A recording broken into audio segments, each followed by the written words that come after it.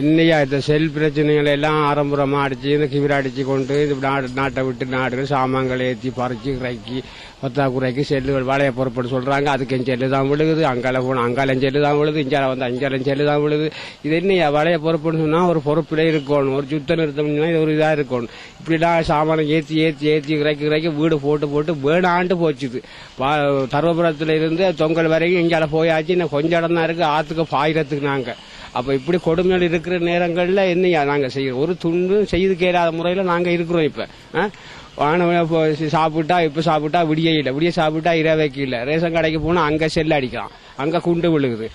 இப்படியான மனுஷன் நடந்து கொண்டு இருக்கு. இது ஒரு பெரிய இடங்க, ஒரு பெரிய நாடுகள் ஒரு கண்டிச்சு இது ஒரு தீர்வு கொண்டு வராம ஒரு பொதுமக்களுக்கு ஒரு காயங்கள் ஏற்படாத முறைக்கு இந்த நேற்றெல்லாம் பார்க்கையில மிஷின்ல வந்தவங்களுக்கு 7-8 பேர் 10-15 பேருக்கு மேல செல் விழுந்தா இந்த அபாயம் சும்மா வெறிஞ்சாவு. அதெல்லாம் வெறிஞ்சாவு. இந்த வெறிஞ்சாவுகளை ஒரு கொடுமையான சூழ்நிலைக்கு மத்திய அரசு இருக்குது. இப்ப அப்படியான கட்டத்தில் இருக்கும் பொழுது பங்கர் வெட்டியே என்ற வாழ்க்கையே போச்சுது.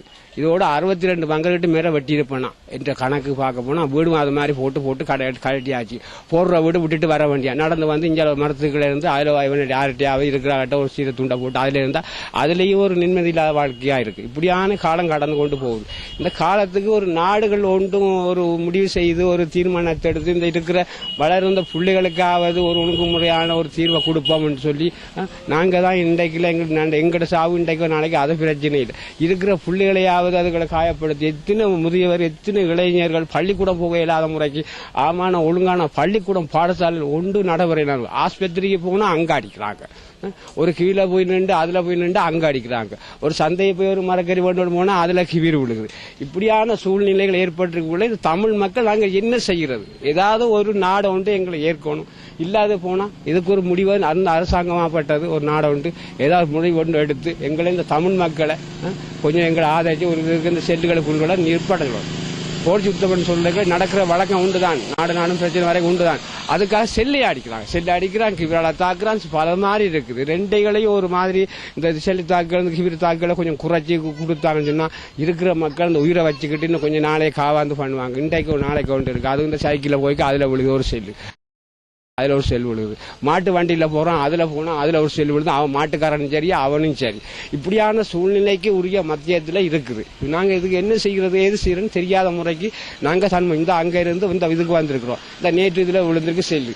அவங்க வீட்டு பக்கத்துல கொஞ்சம் விழுந்தாங்க, 2 செல் விழுந்து 2 செல்லையும் அதுல கொஞ்சம் பேர் அழிஞ்சு போனாங்க. இப்படி இந்த வாழ்க்கை போய் கொண்டு இருக்கிறதா? இது ஒரு நாடு கேட்காதாமா?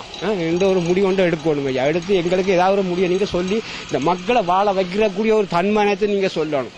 இது நாங்க நீதி மத்திய நீதி நாங்க பார்க்க போனா எத்தனையோ பிரச்சனைக்கு மத்தியில இருக்கிறோம். நான் எனக்கு இன்றைக்கு சாதாரணமாக 56-57 வயதா போயிட்டு இதுவரைக்கும் இப்படி கொடுவினைகள் இதுகள் சித்திரவு நான் காண்டறிக்க மாட்டேன்.